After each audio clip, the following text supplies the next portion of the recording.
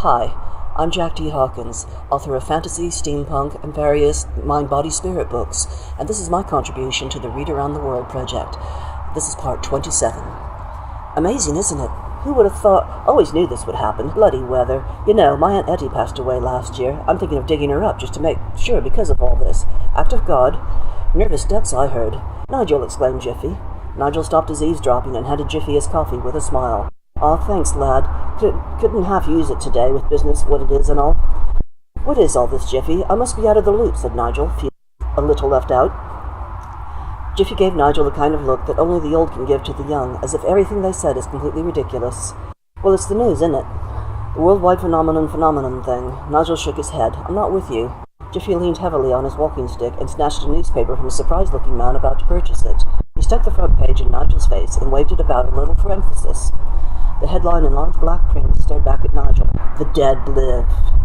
All other news for the day seemed inconsequential due to the severe outbreak of not dying. Nigel skimmed the newspaper while Jiffy spilled his coffee and swore as only old people could.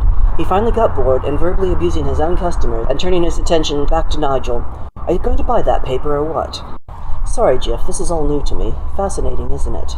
You young'uns always walking around with your bloody eyes closed. I suppose you were out on the pull all night, asked Jiffy, leaning toward what he hoped would be an answer that would help him live vicariously, but contentedly through the rest of the day. Nigel handed the paper back to him. Actually, I was hanging upside down off a building this morning. Jiffy shook his head and made a tisking sound that sounded more like a pigeon pooping. You kids today with your new fads, hanging off buildings upside down, I ask you. In my day there was none of that. We were respectable folk back then, hard-working too. I walked myself to school because there was no buses, not like today. It was a long walk and all, through the snow in winter, through the rain in summer, uphill both ways. Don't know how good you've got it, you lot, ungrateful little... Jiffy? What? Do you really think the dead aren't dying? Maybe. No one's dropped dead at the newsstand yet, but it's still early.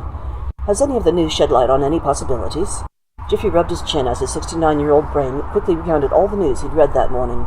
Seems all there is are possibilities, and theories. Lots of theories. It's probably some big joke. Some bugger probably got drunk in a pub, argued with a lamppost, and started the whole thing. Jiffy chortled at his own reckoning, which also, for some odd reason, sounded more like a pigeon pooping. As close to the truth as Jiffy was, Nigel felt none the wiser and decided he should get on with the day, and bid farewell to his old friend, who again advised him, in his own idiom, that hanging off buildings was just plain stupid. Nigel managed to leave before Jiffy launched into another rant, bashing the teenagers of today to anyone who would listen. Dead, not dying, things like this just didn't happen very often. Occasionally strange things would happen in London's West End, but it often just turned out to be a bunch of theatre actors trying to express themselves, and certainly never anything of this magnitude.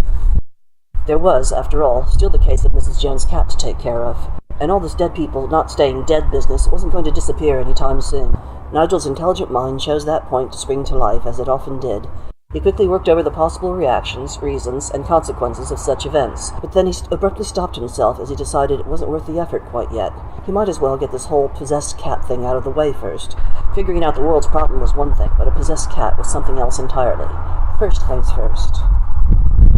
To be continued.